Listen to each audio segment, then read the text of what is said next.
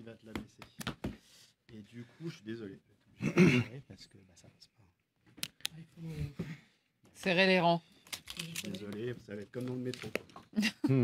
Bah là, il Par contre, on va couper le son quand même, parce que même si ça passe pas, ça Merci. peut sonner parfois.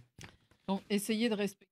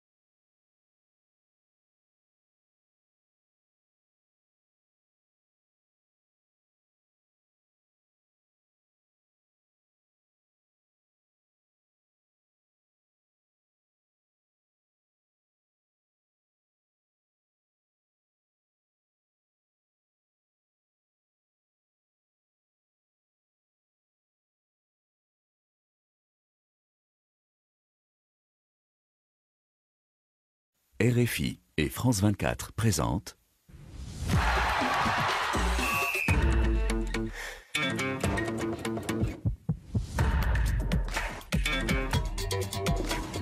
Radio Foot International, le Café des Sports, Annie Gasnier. Bonjour à tous ou bonsoir et merci de nous suivre dans ce Café des Sports en cette fin de semaine. Vous allez le voir, il y a du monde en studio, il y a beaucoup d'actualités. Alors, je vais vite vous présenter les invités d'aujourd'hui. Bonjour, Rémi Ngono. Ah, bonjour, Annie. J'aime bien commencer par vous, parce que les débats sont tout de suite lancés. Oui, surtout parce que vous savez très bien que, à cause de moi, beaucoup de gens vont au cimetière et quand ils reviennent, ils disent qu'ils sont partis donner leur sœur en mariage. Je pense à Xavier Barré qui nous rappelle que sa sœur qui est mariée depuis 36 ans vient de se remarier. C'est pour ça qu'il n'était pas là. Seulement 20 ans. Décidément. Bonjour Xavier. Bonjour Annie, salut à tous. C'est vrai qu'il nous a manqué pendant Et un une grand semaine. merci à tous les internautes qui sur la page Facebook ont mis des messages pour se réjouir de mon retour. Et vraiment, je suis très touché par tous ces messages. Merci à eux. Bon, lui c'est devenu un habitué du Café des Sports. Bonjour Benjamin Moukanjo. Bonjour Annie, et surtout être au milieu des deux, N'est-ce c'est pas évident. Ah oui Rémi, cette semaine il y a le ministre de l'Intérieur de Côte d'Ivoire qui est passé au bureau. Il espérait vous voir. Bon, je lui ai dit que vous n'étiez là que le vendredi. Il n'est pas venu le vendredi. Mais voilà, il m'a dit de vous saluer de sa part. On me demande toujours comment va Rémi. Merci. Merci, c'est gentil de sa part. Bonjour Frédéric Suto. Bonjour Annie, bonjour tout le monde. Et tout le monde on est content de retrouver Xavier. On a l'impression qu'il est parti 6 mois, mais il a loupé qu'une émission. Hein. Exactement. Mais pas n'importe laquelle. Voilà. C'est ça le problème. Exactement. Mais il a fait acte de présence indirecte. Hein. Maintenant, on n'a plus besoin toujours d'être là en présentiel. Et puis alors, l'homme aux yeux bleus de l'autre homme aux yeux bleus. Et lui, il suit les bleus en plus, alors ça complète bien. Et en plus, il a 2 étoiles sur le maillot. Bonjour Antoine Grenier. Bonjour Annie, bonjour à tous. J'ai failli mettre une veste bleue, et puis j'ai changé d'avis. Il y a une chemise bleue déjà. Hein. Il y a un petit air de bleu avec vous, notre double star, comme on vous surnomme, comme David Finzel vous surnomme dans la rédaction. Alors, dans les débats du jour, il y a 25 noms et la surprise du chef. En révélant la liste des joueurs sélectionnés en équipe de France pour l'Euro, Didier Deschamps a ménagé son effet surprise en annonçant le retour du milieu de terrain N'Golo Kanté, qui a volé la vedette au jeune Bradley Barcola, convoqué lui pour la première fois chez les grands. Une équipe digne ou pas de figurer parmi les favoris d'Allemagne. Et une Coppa Italia pour la Juve, la Juventus, après 3 années sans rien gagner du tout. Les Bianconeri sont-ils de retour? En tout cas, ils finiront leur saison sans Massimiliano Allegri, licencié il y a quelques instants après un coup de colère qui a fait parler dans la botte italienne. Officiellement, c'est en raison d'un comportement non compatible avec les valeurs du club. Une dernière journée en Première Ligue sans grand suspense, mais un happy end attend les Citizens, le grand favori pour le 4e titre consécutif de champion d'Angleterre. Les Gunners sont-ils vraiment hors course ? Il y aura évidemment les cartons, les vôtres et les nôtres. Au générique de cette émission, Sarah Loubacouche m'a aidé à préparer l'émission avec Diego Tenorio, Yann Bourdela et Adrien Toureau sont à la réalisation vidéo. Le Café des Sports, les débats sont ouverts. Milieu de terrain, N'Golo Kanté. N'Golo Kanté, ba la la la la. N'Golo Kanté, ba la la la la. Il est petit, il est gentil, il a stoppé Léo Messi. Mais on fait tout. Il est petit, il est gentil, je crois qu'on connaît tous le refrain, hein. On a eu le temps de l'apprendre toutes ces années. Mais on l'avait un peu oublié quand même, le champion du monde 2018, le magicien du milieu de terrain de l'équipe de France qui était en Russie, joue surtout loin des yeux. Apparemment, pas loin du cœur de notre sélectionneur national, pas loin du cœur de Didier Deschamps. Il a hier cité son nom, vous l'avez entendu, hein, N'Golo Kanté. NJ, paraît-il, le surnomme-t-il aussi, parmi les 25 joueurs de la liste. Il a mis un peu en émoi tous les observateurs parce qu'il y avait eu quelques rumeurs avant, mais on n'osait même pas y croire. Antoine Grenier, alors vous, notre homme des Bleus, notre espion là-bas, du côté de... C'est ni une tanière, ni une tente, ni une grotte, mais en tout cas chez les Bleus. Est-ce que vous aviez anticipé cela? Est-ce que vous aviez cru surtout les rumeurs? On savait qu'il y aurait des surprises, on savait que des surprises, Didier c'est rare, Deschamps, oui, parce que il y a quand même eu d'autres retours. On parle de Bradley Barcola qui arrive, mais l'autre retour c'était Ferland Mendy. Celui-là, on s'y attendait un petit peu. Oui. Mais c'est clair qu'au moment où Didier Deschamps annonce N'Golo Kanté, on s'est tous un petit peu regardés. Même moi, j'ai eu un petit réflexe de surprise parce que s'il y a quelqu'un, quand même pas à ce point-là. Non, je le connais bien, mine de rien, mais c'était vraiment le nom qui est apparu à la toute dernière seconde, presque comme un magicien sort un lapin du chapeau. Là, le lapin, c'était N'Golo Kanté. D'ailleurs, il court partout, donc d'une certaine manière, il y a une logique. Mais oui, le secret avait été bien gardé. Didier Deschamps a dit que c'était préparé de longue date, qu'il était resté en contact avec N'Golo Kanté, même depuis qu'il est en Arabie Saoudite. Mais c'est vrai que la surprise a été énorme, parce que voir Didier Deschamps convoquer un joueur qui a disparu depuis 2 ans, voilà. Sa dernière sélection avec l'équipe de France, c'était le 3 juin 2022, donc c'est une éternité à ce niveau-là. Un joueur qui, de plus, n'évolue pas en Europe. Ça aussi, c'est extrêmement rare de voir qui a 33 ans, dont le niveau réel est un petit peu un point d'interrogation. Bref, la surprise a été énorme. Après, on va pas se mentir. Moi, je suis très très content de revoir N'Golo Kanté dans cette équipe parce qu'il a manqué pendant la Coupe du Monde 2022. On est content, mais ce qu'on se dit, c'est à quand remonte sa dernière saison au très haut niveau? C'est peut-être ça le plus inquiétant, parce que la dernière saison où il est à Chelsea, donc 2022-2023, il joue 9 matchs dans la saison, il est souvent blessé, et finalement, on se dit, la dernière saison, c'était donc 2021-2022, ça date aussi. Oui, bien sûr. Et il avait quitté l'équipe de France à un moment où, sur une série qui n'était pas forcément terrible, avec des défaites en Ligue des Nations. C'est vrai que c'est un énorme point d'interrogation que ce retour et ce choix de Didier Deschamps de rappeler N'Golo Kanté est un vrai pari, très clairement, même si, a priori, il n'avait pas énormément de choix, Didier Deschamps, parce que avec un Aurélien Tchouaméni blessé, avec d'autres milieux de terrain comme Warren Zaïre-Emery ou Youssouf Fofana qui sont encore un petit peu tendres pour le niveau mondial, c'est une solution qui peut paraître un petit peu tirée par les cheveux, mais oui, c'est osé, très clairement. Et Didier Deschamps ne nous a pas forcément habitués à ce genre de pari. Mais s'il appelle N'Golo Kanté, c'est que, a priori, il a des garanties sur le niveau du joueur, son niveau athlétique. Et puis, surtout, il sait que N'Golo Kanté connaît l'équipe de France par cœur et n'aura pas besoin de temps pour s'adapter. Il a 3 poumons. C'est un auditeur. Il avait. Henri-Joël Bonguin nous dit l'homme aux 3 poumons, N'Golo Kanté. Ça les inspire. Il y a pas mal de réactions. On nous rappelle aussi, c'est le 8e de finale de la Coupe du Monde 2018, Joseph Chibempa qui nous rappelle qu'il avait arrêté un certain Léo Messi. C'est ce que chantent d'ailleurs les supporters. Qu'on a entendu tout à l'heure. Il a stoppé Léo Messi, donc ils sont à peu près Dieu. C'est les grandes heures, c'est la Coupe du Monde. N'Golo Kanté, c'est la Coupe du Monde 2018. On pense à lui directement et à cette performance sur tout un mois où il avait été stratosphérique. Sauf en finale où il était malade. Et où il était sorti effectivement assez rapidement en première mi-temps, mais N'Golo Kanté, il a apporté tellement de choses à cette équipe de France que tous les amateurs de ces Bleus rêvent maintenant de le voir réapporter quelque chose. Mais il y avait une surprise déjà quand il avait été convoqué. On se souvient, quand il apparaît en équipe de France, on se disait d'où vient-il et comment il était à Leicester, si je ne me trompe pas, à l'époque. Et on se disait, mais comment Deschamps l'a-t-il repéré? Benjamin Moukandjo, quand on n'a pas joué comme ça 2 ans au haut niveau, en même temps, là, il a joué plus de 40 matchs dans le golfe Persique. Est-ce que, même de la part d'un joueur, on peut être un peu inquiet de se dire, je ne serai pas au niveau? Alors, on ne sait pas s'il sera titulaire encore, on va en parler. Mais...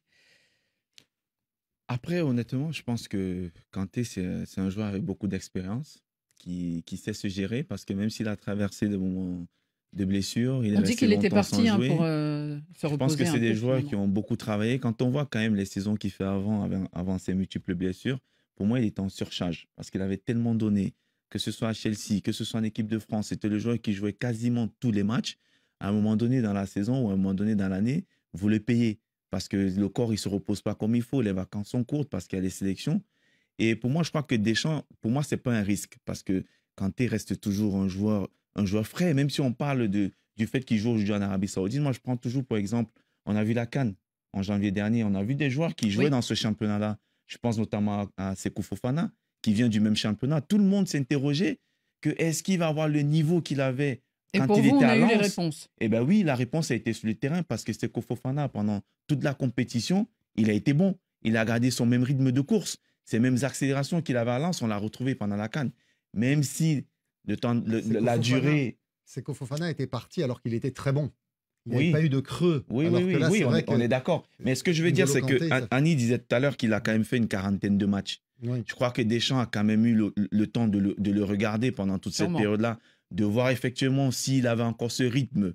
Parce que surtout quand on est au milieu de terrain, il faut avoir le rythme. Ça demande énormément de courses, de couper les trajectoires de ballon, de couper les trajectoires de passe, les replis défensifs, les actions offensives, d'apporter. Mais je crois que s'il le prend Deschamps, non seulement il n'a pas le choix parce qu'on sait que le milieu est dessiné par peut-être Tchouaméni qui peut ne pas être là, mais l'expérience de Kanté qu'il a aujourd'hui, au même titre que Giroud devant, pour moi, peut faire la différence. Xavier, est-ce que ça veut dire qu'il sera titulaire selon vous? Si on le rappelle, il fait partie des 8 champions du monde de cette liste, 8 champions du monde de 2018. Je pense que le premier atout qui a fait le rappel de N'Golo Kanté, c'est son état d'esprit. Et ça, Didier Deschamps n'a jamais Vous pensez qu'il le rappelle pour son état d'esprit? D'abord son état d'esprit. Il ne faut pas oublier que la groupe, c'est 26. Il l'a dit lors de la conférence de presse du mois de mars.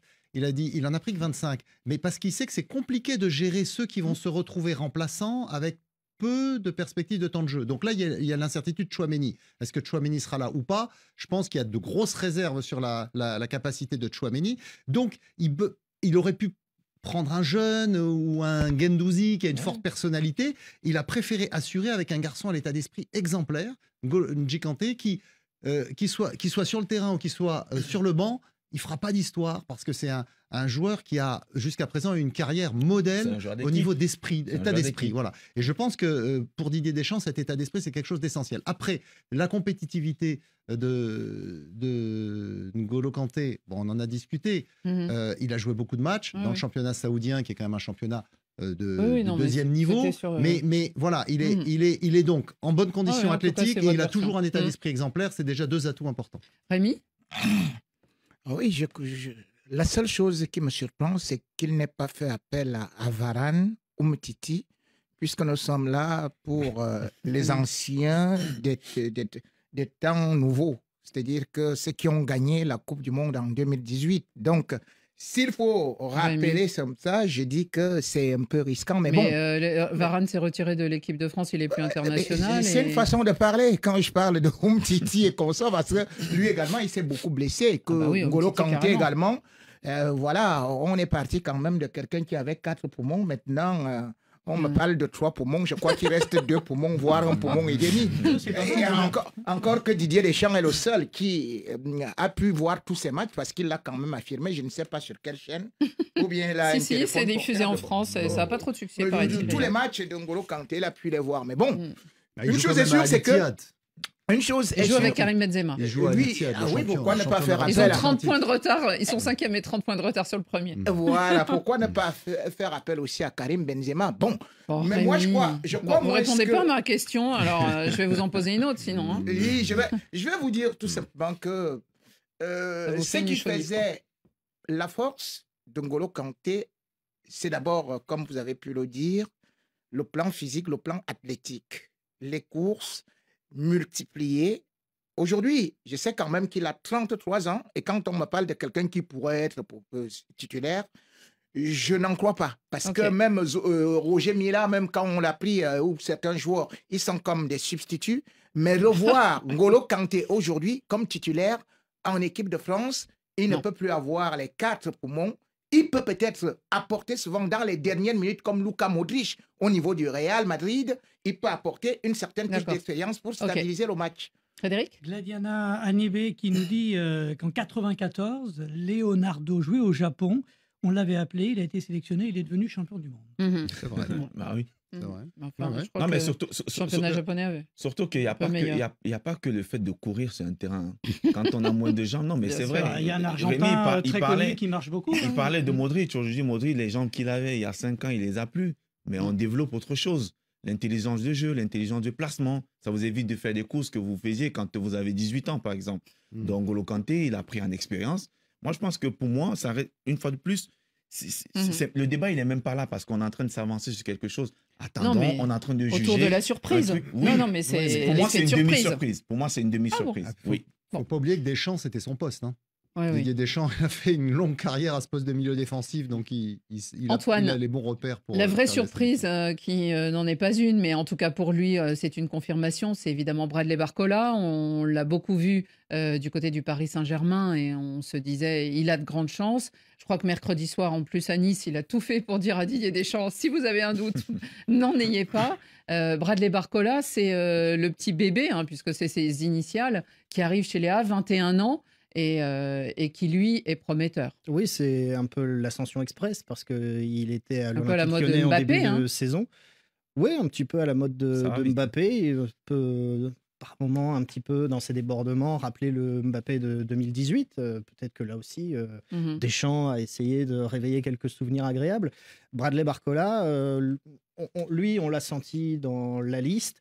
La seule petite question, c'était est-ce que Didier Deschamps allait déroger un petit peu à sa règle d'appeler un joueur pour une grande compétition comme l'Euro, qui se déroulera sur un mois, appeler un joueur qu'il n'avait jamais convoqué. Au lieu de le laisser jouer les JO, par exemple.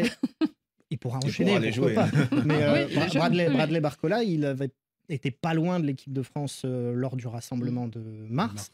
Peut-être aurait d'ailleurs-il fait un petit peu de bien, parce que l'équipe de France avait clairement manqué de jus à ce moment-là.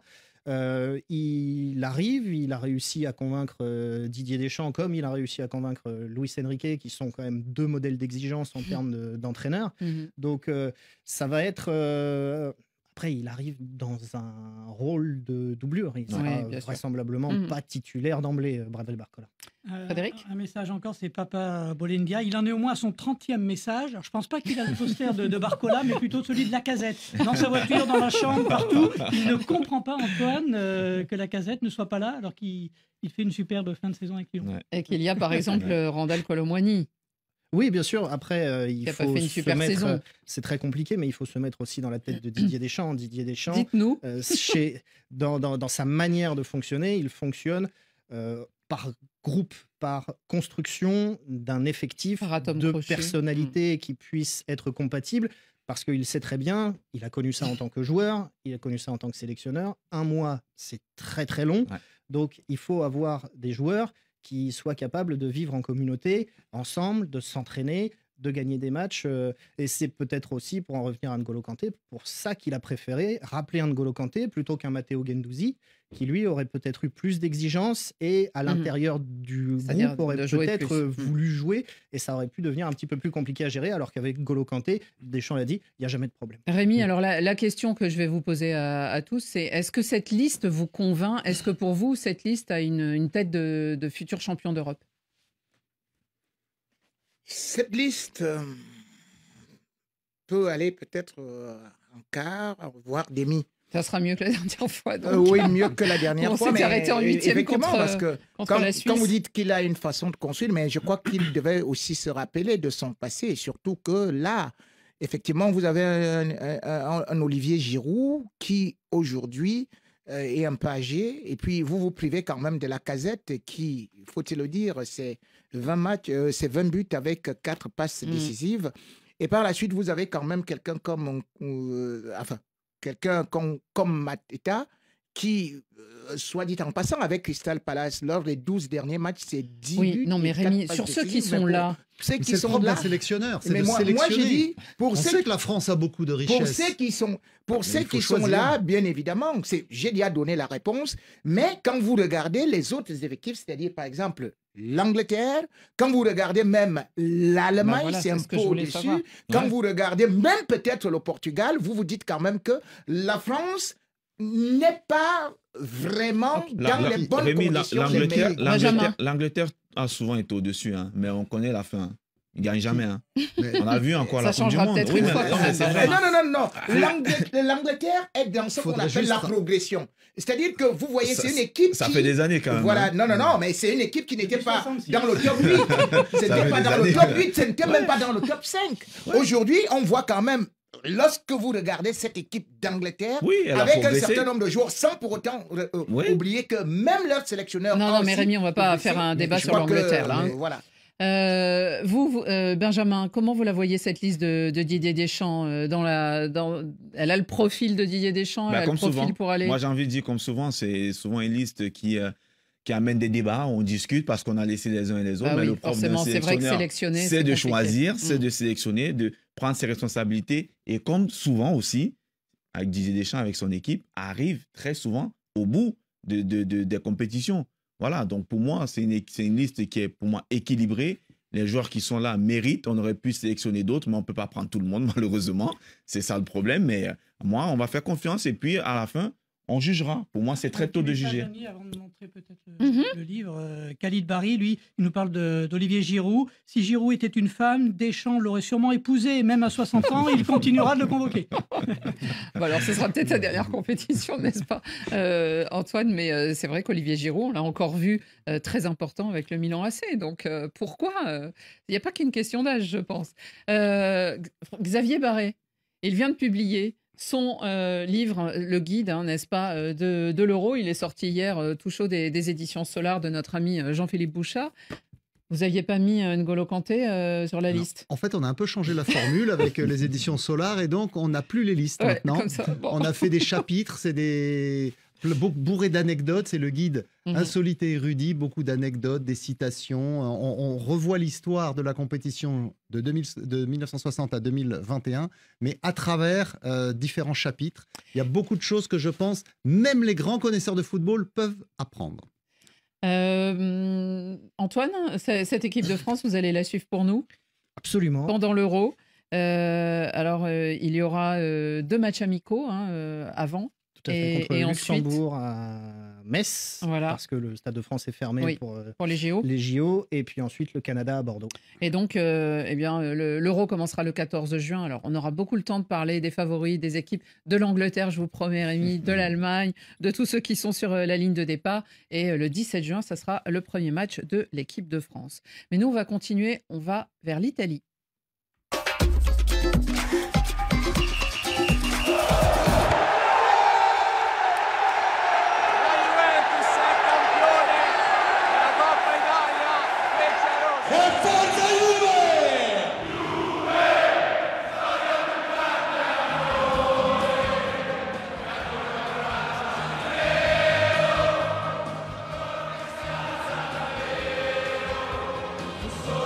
Ce refrain de la Juve qui rentre dans les têtes, qui est repris souvent dans le stade par les supporters. Alors, une 15e Coupe d'Italie, Coppa Italia, pour la Juve. Les Bianconeri ont remporté cette coupe au cours de la semaine dans le stade de Rome, 1-0 face à l'Atalanta, qui était pourtant favorite de l'épreuve, de la finale, pour s'être qualifiée dans une finale européenne, pour avoir éliminé l'Olympique de Marseille, l'ADA. Surtout parce que cela fait 3 ans, maintenant 3 saisons, que la Juventus ne gagnait plus aucun trophée. Alors, sans parler du championnat, où elle est, au cours du week-end, tombée du podium. Elle est 4e et elle a aligné seulement 2 victoires dans les 15 dernières rencontres. Une Coppa qui ne peut que faire du bien pour rebondir la saison prochaine, Xavier Barré? Oui, parce que... Alors, on va en parler. Je l'ai mis un petit peu à part, mais Allegri, de toute façon, il était donné partant. Il vient d'être démis de ses fonctions. On va licencier, on va expliquer pourquoi. Quand vous avez une équipe avec quand même en attaque Chiesa, Vlahovic, avec au milieu de terrain Rabiot, Vlahovic qui a marqué le but vainqueur. C'est quand même... La Juve, c'est une équipe qu'on attend toujours. Il faut rappeler que cette saison... Mais ils sont plus champions depuis 2020. Oui, et cette saison, ils étaient suspendus de Coupe d'Europe. Il faut rappeler que suite à leur participation à la création de la Super League, ils ont été évincés par l'UEFA. Et donc, cette saison, ils n'étaient même pas européens. Donc, ils pouvaient se concentrer sur les compétitions italiennes. En championnat, ça n'a pas suffi. Ils sauvent la face avec cette Coupe d'Italie. C'est un moindre mal pour un club très prestigieux. Qu'est-ce qui leur manque à cette Juventus, Benjamin? Parce que c'est vrai, là, on voit la photo derrière vous, pour ceux qui nous regardent, des vainqueurs. On voit quand même un certain nombre de joueurs fameux, connus. On reconnaît Rabiot, n'est-ce pas, Antoine Grenier, au milieu des vainqueurs, l'international français. Qu'est-ce qui leur manque? Du talent, un patron? Non, surtout pas de talent. La stabilité dans le club? C'est ce que j'ai voulu dire. Je pense que ce n'est pas une question de talent, mais c'est surtout une forme de stabilité, parce que ça fait 3 ans, ils n'ont rien gagné. Ils ont fait le choix d'aller chercher Allegri parce qu'ils avaient besoin de renouer avec les victoires. On sait ce qui s'est passé l'année dernière, les 15 points retirés, pas retirés. Ils terminent 7e, ils ne sont pas qualifiés. Xavier le disait tout à l'heure. L'ascension avec l'UEFA, ils font le choix de ne pas faire appel parce qu'ils voulaient vraiment se concentrer sur le championnat. Et là, on voit que cette année, malgré le fait qu'ils n'ont pas de Coupe d'Europe à jouer, comme toujours, ça cale à un moment donné. 4e championnat, ils sont 4e et ils ne sont même pas sûrs d'être qualifiés pour la Champions League la saison prochaine. Et là, ils perdent quand même l'entraîneur à 2 journées de la fin du championnat. Donc, on s'interroge. On se demande si c'est le rebond. Je me dis que c'est tôt quand même de l'avoir laissé partir. Il aurait dû laisser l'entraîneur aller jusqu'au bout, mais voilà, cette Juve... mais là, on va venir aux circonstances. Rémi, cette Juventus, vous la voyez rebondir enfin? Rebondir, ce serait très difficile. Et surtout, je suis surpris que Xavier Barré souffre subitement d'Alzheimer. Oui, il est devenu amnésique. Vous vous rappelez quand même que c'est Xavier Barré qui nous disait que Cristiano Ronaldo est parti détruire la Juve et qu'il fallait qu'il parte pour que la Juve rebondisse. Sauf qu'avec Cristiano Ronaldo, cette Juve-là a remporté 2 Scudetto et bien évidemment... Vous voulez qu'il le rappelle d'Arabie Saoudite, Rémi? Je finis mon raisonnement. 2 super coupes d'Italie et aussi une coupe comme celle-ci. Mais Xavier Barré... Ils n'ont rien fait en Coupe d'Europe. Mais attendez... Mais on a vu cette Juve aller en Coupe d'Europe aller en huitième, aller même en quart. Mais Xavier Barré était ici pour dire Rémi, il faut laisser Cristiano Ronaldo et comme ça la Juve va rebondir. Aujourd'hui, il dit oh vraiment, ceci et cela. Cristiano Ronaldo est parti. Il n'y a plus eu de trophée et voici une coupe du village à l'instar du Barça qui prend souvent ça. Donc aujourd'hui, qu'est-ce qu'on constate? C'est qu'en réalité, la Juve, comme je te le disais, c'est quelque chose qui maintenant reste comme une coquille presque vide, c'est un nom. Et il y a un proverbe africain qui dit le temps construit les forteresses et c'est le temps qui les détruit. Merci Rémi. il faut continuer. Antoine, justement. Non, mais il faut rappeler une chose, Annie, quand même, c'est que la Juve, au début des années 2000, avait même été reléguée en deuxième division pour des raisons pas très glorieuse. Pas très comme glorieuse, effectivement. Donc, c'est déjà arrivé. Et à chaque fois, la Juve est remontée parce que c'est un club hyper populaire, non seulement à Turin, mais dans toute l'Italie. Donc, moi, je suis pas supporter des Bianconeri. Ne pas aimer mais voilà, c'est un club aussi qui a beaucoup d'ennemis parce qu'il laisse pas indifférent. Mais de là à dire que c'est la première fois qu'ils disparaissent, non, c'est pas vrai. Ils ont eu des mais on très n'a pas hauts, dit que c'était la première. c'est un peu ce que dit Rémi Ngono quand même. Ah, mais c'est ça que tu dis. Tu m'as dit que Cristiano Ronaldo avec ses 101 buts ne valait pas la peine. Et voilà, tu as détruit. C'est toi qui as détruit. Ils avaient embauché Cristiano Ronaldo pour aller pour gagner la Ligue des Champions. Et ils ont rien fait en Ligue des Champions. Antoine, ce qui s'est passé avec Allegri, alors certes, il vient d'être licencié par le club, mais il y a mis du sien quand même là sur le dernier match. Ah oui, beaucoup. On l'a vu. C'est rare de voir un entraîneur comme ça. On avait vu Xavi contre le Paris Saint-Germain taper dans des bâches de protection. Là, on était encore à un stade supplémentaire quand on a vu Allegri arracher littéralement sa veste, sa cravate, tout jeté en l'air. Et déboutonner sa chemise, on a cru qu'il allait... C'était Hulk, en fait. On attendait qu'il devienne plus vert et qu'il rentre sur le terrain pour tout écraser.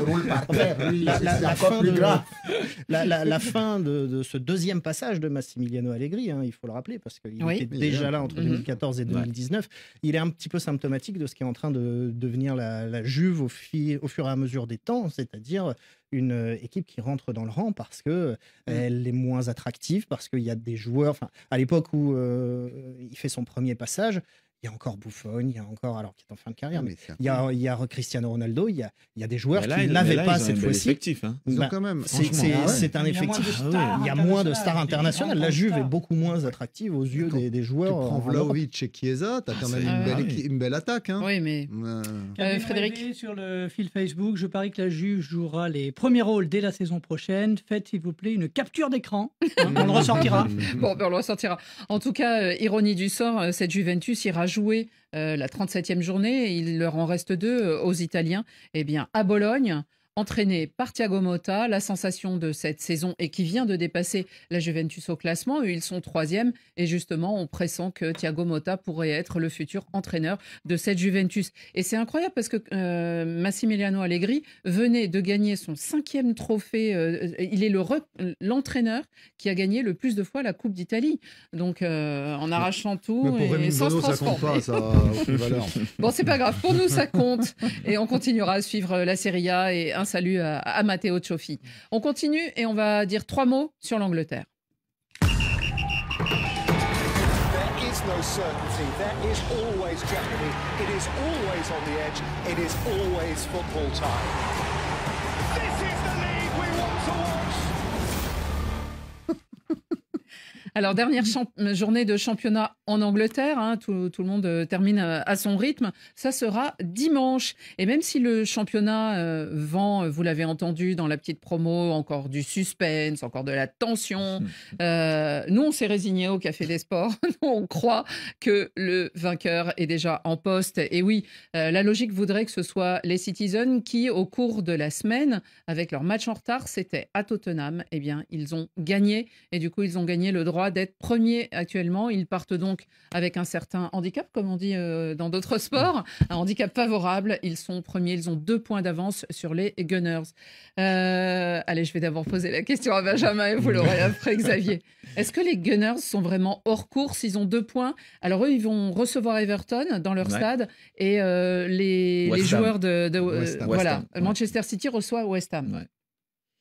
Pour moi, qu'est-ce que vous nous dites? Non, mais pour moi, le championnat, il est plié. Non. Il est plié parce qu'avec cette équipe des City, on le disait depuis le début de la saison, il fallait surtout pas faire un faux pas. Moi, je pense que le faux pas d'Arsenal, c'est d'avoir laissé des points contre Aston Villa. Ils ont permis à City c'est pas n'importe qui cette saison, devant. Aston Villa. Manchester City aussi a perdu contre Aston Villa. Oui, mais pour dire que City, déjà, c'est une équipe qui est bâtie de manière à ce que, vous avez regardé dans le passé, à chaque fois que le Money Time arrive, cette équipe, elle est prête. Elle est encore plus prête que les autres. Même Haaland est prêt. Donc, pour moi, franchement, c'est fini. Ils lâcheront pas le championnat. C'est terminé. Bah oui. Je vois pas comment ils vont faire là pour ne pas être champion. Rémi, d'ailleurs, Pep Guardiola s'est déjà roulé par terre de joie. Alors là, aujourd'hui, dans la dernière conférence de presse, il a dit il reste un match difficile à jouer. Évidemment, il faut qu'il gagne. Non, c'est pas un match difficile à jouer parce que West Ham, il faut dire c'est que jamais joué d'avance. Non, c'est toujours gagné d'avance pour City. C'est-à-dire que les 8 derniers matchs entre West Ham et City, c'est les victoires de City, même pas de nul. Et au-delà de ça, d'ailleurs, je crois qu'en novembre dernier, City est parti battre West Ham à domicile encore par 3-1. Donc sans vous êtes oublier comme nous, Rémi. West Ham, d'ailleurs, vient de prendre 5 devant Crystal Palace, 5 devant...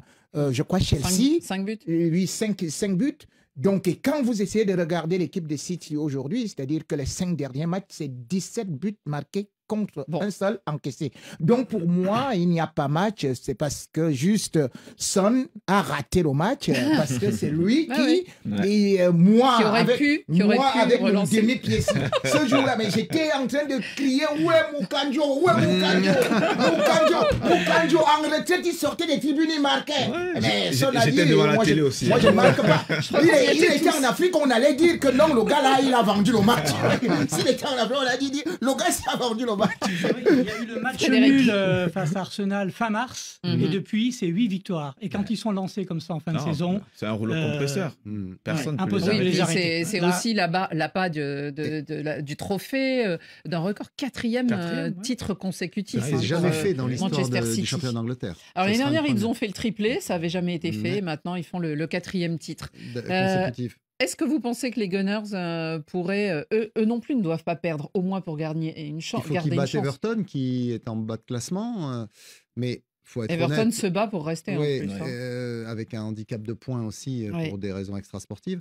Mais pour Arsenal, il faut être clair, même s'ils gagnent, encore raté ils ont pas leur destin en main, les Gunners. Bon, ils ont raté, je pense. Alors, Benjamin Moukanjo évoquait ce match contre Aston Villa, mais Manchester City aussi a perdu contre Aston Villa, qui a fait une saison magnifique et qui va finir en Ligue des Champions sous la coupe d'Unai Emery.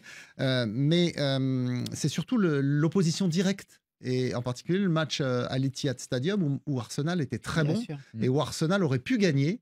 Il leur a manqué un petit peu d'audace. Et du coup, ce match nul permet à Manchester City finalement de rester invaincu. Depuis le 6 décembre, ils n'ont plus perdu, toute compétition confondue, parce qu'ils sont éliminés par le Real Madrid au tir au but. Ils ne perdent pas. Et donc, du coup, le Bayern fait mieux qu'eux en Europe. Oui, le Bayern Leverkusen, bien sûr. Ça, Arsenal, c'est comme une série télévisée. À chaque fin de saison, les supporters attendent la suivante. Oui, non, mais c'est un peu. Mais c'est bien, rude ça fait déjà 3 ans qu'ils sont dans une vraie continuité. Ils sont deuxième du championnat encore. Et cette année, ils jouent aussi la Ligue des Champions. On se posait la question comment ils arriveraient à mener les deux de front. Ils vont en quart de finale de la Ligue des Champions. Ils ont fait une belle saison, même s'ils se seront pas. Antoine Grenier. Après, City a de toute façon cette qualité de rouleau compresseur où quoi qu'il arrive, on la voit avancer, cette équipe, même quand on dit qu'Erling Haaland, qui est à 27 buts quand même, fait une moins bonne saison, Phil Foden à 17 buts, bref, elle était armée de toute façon pour être championne, elle aurait même dû aller encore plus loin en Ligue des Champions, elle ne l'a pas fait, donc elle va aller chercher ce titre qui lui fera un petit peu de bien. Puis du côté d'Arsenal, ça va commencer à ressembler à une malédiction, parce qu'on se souvient que la saison dernière, il y a 2 défaites de suite contre Brighton et Nottingham, qui font que les Gunners s'effondrent et laissent Manchester City leur passer devant. Là, Benjamin parlait de la défaite à Aston Villa. Arsenal va commencer à se poser des questions. Est-ce qu'il leur faut pas le préparateur mental? Pas celui du PSG, un autre, mais celui de Manchester City. Non, mais il faudrait un transfert à prix d'or, là. Je vais dire que quand vous voyez la saison d'Arsenal, loin de là, c'est un succès total. Bien sûr. À part Kai Havertz qui prennent et d'ailleurs qui devient maintenant. Mais c'est frustrant, Rémi, sans doute. Oui, c'est frustrant. Mais ça fait coiffer comme ce qui est frustrant, c'est les énormes moyens financiers dont dispose Guardiola. S'il partait à Arsenal, il ne terminerait pas 4e. Parce que c'est ce qu'il faut voir. Pep Guardiola prend des équipes qui sont richissimes, qui prennent aussi Everton. Il construit des équipes. Il construit des équipes. Il va au Bayern. Jamais au Bayern avec lui. Il prend des joueurs. Il prend des joueurs. On lui met de l'argent, il l'utilise. Énormément. C'est pour ça que mais il dépense bien. Quand on regarde Arsenal par rapport à des joueurs moyens qui ont évolué, parce que je prenais le cas de Kai Havertz, que je n'imaginais même pas qu'il pouvait marquer des buts, parce que quand on voit d'où il vient, quand on voit par exemple des gens qui étaient des remplaçants, les Odegaard, qui n'avaient pas d'avenir au Real, mais on voit ce que ce garçon produit. Arteta, moi j'ai dit, il est plus imposant, il est plus percutant, et je crois qu'il a encore beaucoup plus d'évolution que Pep Guardiola, qui cherche juste à avoir des méga. C'était l'adjoint de Guardiola, Arteta, donc il utilise la même méthode avec un vrai succès. Mais donc l'année prochaine, vous serez supporter d'Arsenal? Même cette année, j'étais supporter d'Arsenal. Vous voyez, quel opportuniste alors. Il est prêt à tout. Il vole au secours de la victoire en permanence. Aucune conviction, Rémi Ngono. Je disais une seule chose. Il fallait que Arsenal change de manager parce que Arsène Wenger était venu Arsène Wenger. Bon. Est-ce qu'il y a encore des commentaires, Frédéric? Des pro-gunners. Sans le Real de Madrid, City, ce serait 3 Ligues des Champions, mais le Real est là. Effectivement. Allez, on va terminer avec les cartons, bien sûr, et avec les vôtres. On commence sur les cartons, bien sûr. Carton jaune. Un carton là. Qui sort un carton jaune. Ouh là là là là, carton rouge. Carton rouge. Dans la confusion. Carton vert. Extraordinaire. Rien à dire. Ce sont donc les cartons, les vôtres, que vous nous envoyez chaque semaine, et ils sont aujourd'hui sélectionnés par Sarah Loubacouche. Salut le Café des Sports, c'est un carton vert que je donne conjointement à deux grands messieurs du football moderne. Carlo Ancelotti, avec tous les pépins que connaît le Real Madrid, vient de gagner la Liga et il est en phase de remporter la Ligue des Champions pour la 15e des merengues. De son côté, Pep Guardiola a su monter par pièce un effectif XXL qui lui a permis de remporter peut-être la 4e fois consécutivement la Premier League, le championnat le plus relevé du monde, dit-on. Chapeau à ces deux messieurs. Oumar Barou depuis le Sénégal. Bonne émission à tous. Salut à le foot international. Traoré Aboubakar depuis les États-Unis. Je donne un carton vert, un carton très très vert à Arda Güler, qui malgré n'a pas de temps de jouer au Real Madrid, mais à chaque fois qu'il a l'occasion, il est performant. Carton vert à Arda Güler. Thank you. C'est Philon Bailly et Amsukro. Mon carton il est rouge, rouge adressé à Luis Enrique pour sa gestion du groupe. Le dernier match de Keylor Navas au Pâques, il décide de le laisser sur le banc. Et il nous explique qu'il ne savait pas. Il n'y a pas d'excuse. Il n'y a pas d'excuse pour ce que Navas représente. Merci. Bonjour, le Café des Sports, c'est Gourmamon de Binta depuis la Guinée-Conakry. Je donne un carton vert à Carlo Ancelotti, l'entraîneur du Real Madrid, qui est en train de faire du bon boulot pour nous, les supporters de la Maison Blanche. De passage, je dis un grand big up à Rémi Ngono. Merci, ciao. Je suis Balthazar depuis Kalemi, dans la province de Tiranica, en RDC. J'attribue les cartons verts à l'entraîneur Emery Unai pour les travaux abattus. Il a aussi quand même fait un travail remarquable de faire monter les clubs en Ligue des Champions. Au Café des Sports, moi c'est Plamedi Kipamboudi depuis la ville de Kinshasa. Mon carton aujourd'hui il est vert. Il s'adresse bien à Firmino Lopez, ce gars qui ne cesse de nous prouver par ses prestations pharaoniques. Hier il a planté un doublé face à la Lumeria. Rémi Ngono, tu retrouveras le grand Barça la saison prochaine. On va non seulement battre le Real de Madrid, on va l'humilier et rapporter des titres. Bonjour à toute l'équipe du Café des Sports, moi c'est David, je vous suis depuis Paris. J'ai un carton rouge pour mon club de cœur, le Barça, qui nous dit tantôt Xavi part, tantôt Xavi reste, tantôt Xavi part. Je pense que ce n'est pas sérieux pour un grand club comme le Barça qui ambitionne de faire tomber le Real de Rémi Ngono la saison prochaine. Bonjour RFI, bonjour Café des Sports et Bénézé Dou depuis Cotonou, Bénin. Je donne un carton vert à Manchester City de Pep Guardiola. Carton vert à Guardiola qui est en passe de créer un exploit monumental. Remporter le championnat pour la 4e fois consécutive. Quelle hégémonie! Bonsoir Radio Foot International, c'est Diallo Amadouri depuis Conakry. Mon carton il est vert à Aurélien Tchouameni qui n'a perdu aucun match cette saison avec le Real Madrid. c'est 31 titularisations, 0 défaite cette saison. Bravo à lui et bravo à toute l'équipe. Très bonne émission à vous. Bonsoir Radio Foot International, bonsoir Annie. Mon nom c'est Boubacar depuis Cameroun. Mon carton cette semaine il est vert. Je l'adresse à Kylian Mbappé pour lui rendre hommage parce qu'il a annoncé son départ, même si on savait depuis pas mal de temps qu'il va partir. Mais franchement, moi en tant que Parisien, je suis tellement fier de ce qu'il a accompli au club. Et ce n'est pas parce qu'il n'a pas remporté la Ligue des Champions qu'il n'a rien fait pour le club. Bonjour Radio Foot International, c'est Boubacar Diallo depuis l'université Gamal Abdel Nasser de Conakry, la capitale guinéenne. Donc, pour ce café de sport, je vous donne un carton vert d'encouragement et de félicitations pour cette saison encore remplie de bonheur et d'émotions que nous avons vécues ensemble. C'est bientôt vos grandes vacances et vraiment on a été servis. Donc, la main sur le cœur, on vous dit merci. Bon café de sport et bon week-end. Ciao. C'est gentil de compatir, mais vous inquiétez pas, on est là jusqu'à la fin de l'Euro, hein, Antoine. Et des Jeux Olympiques derrière. Oui, en plus. On enchaîne. Sacré été. Donc, sacré été, mais le Radio Foot sera là jusqu'au 15 juillet, ça je peux vous l'assurer. En tout cas, Rémi, vous avez remarqué, hein, il y en a qui aiment et le Real et Pep Guardiola. Ouais. Donc, ça fait beaucoup. Non, mais c'est terrible. Bon, et puis j'ai bien aimé parce qu'il y a le Real de Rémi, c'est même plus le Real d'Ancelotti ou de Kroos ou de Modric, je sais pas, ou de Florentino Pérez. Je pense que Rémi, sauf que Xavier ne veut plus qu'on dise que le Barça de Xavier. Je pense même que Rémi, s'il est entraîneur du Real, il gagnera même la Ligue des Champions avec eux. Bon, il faut qu'il passe ses diplômes comme Habib Bey.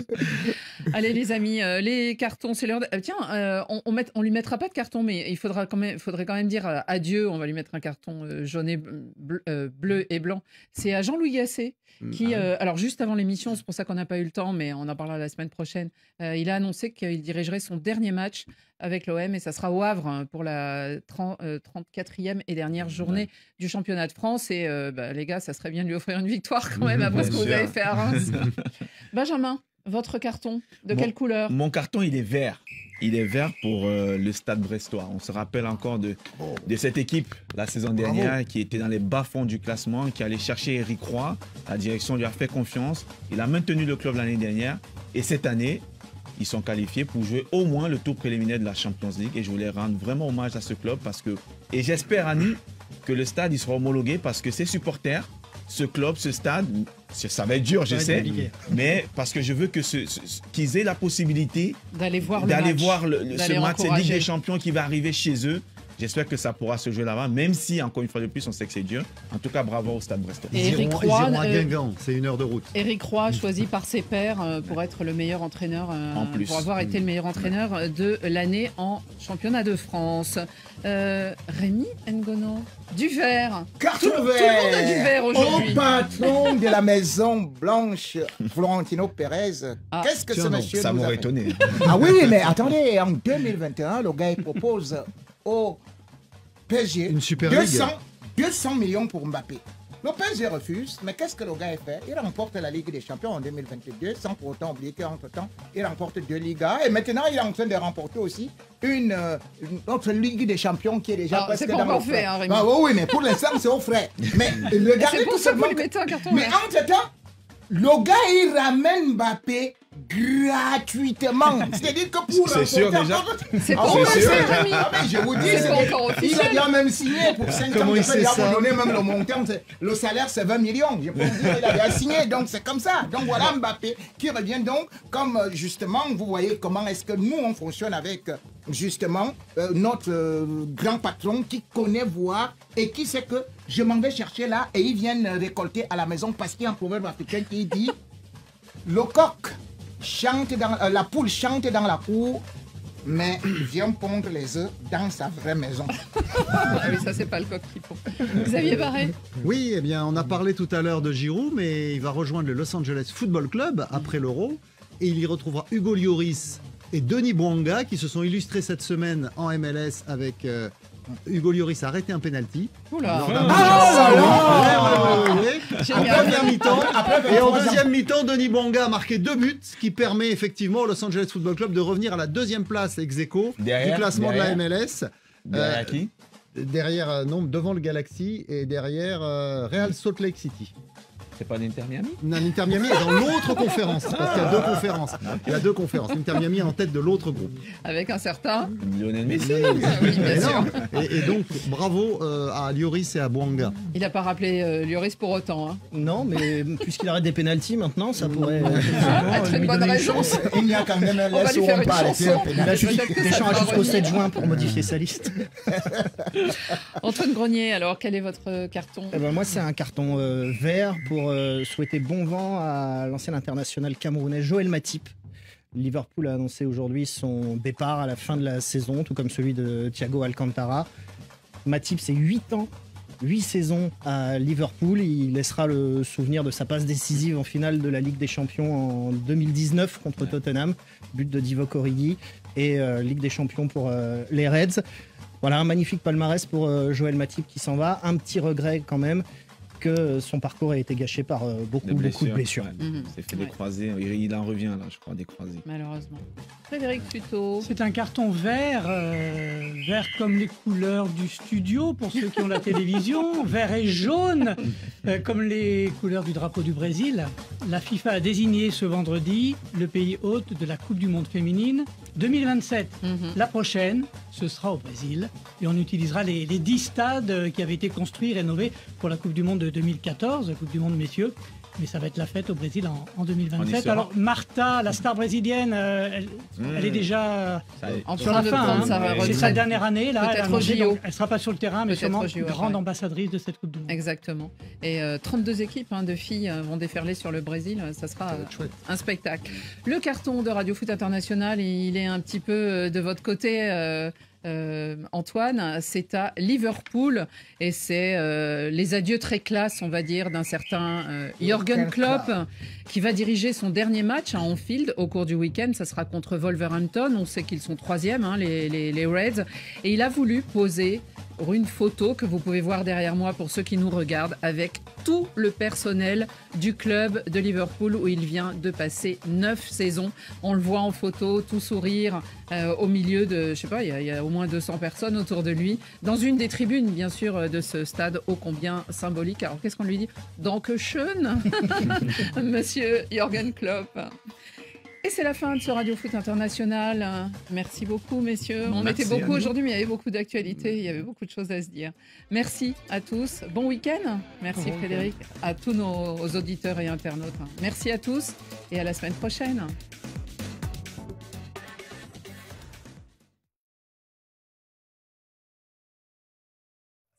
Avez-vous déjà été corrompu? Avez-vous déjà été corrupteur? Si le déni a vite fait de s'inviter dans les confessions, la réalité de la corruption, elle, nous dit tout à fait autre chose. Je vous raconte une histoire de la corruption en Afrique en compagnie de Jean-Pierre Olivier de Sardan. Afrique, mémoire d'un continent. Dimanche à partir de 8h10 TU sur RFI. L'atelier des médias, Steven Jambeau. On parle tous les jours sur RFI de la guerre en Ukraine. Mais comment les journalistes ukrainiens racontent-ils la guerre dans leur pays envahi par la Russie? Et comment perçoivent-ils le traitement de ce conflit par les envoyés spéciaux venus de l'étranger? Pour écouter le premier volet d'un reportage à Kiev par la journaliste Sarah Lou-Lepers, je vous donne rendez-vous dimanche à 11h10 TU sur RFI pour l'atelier des médias.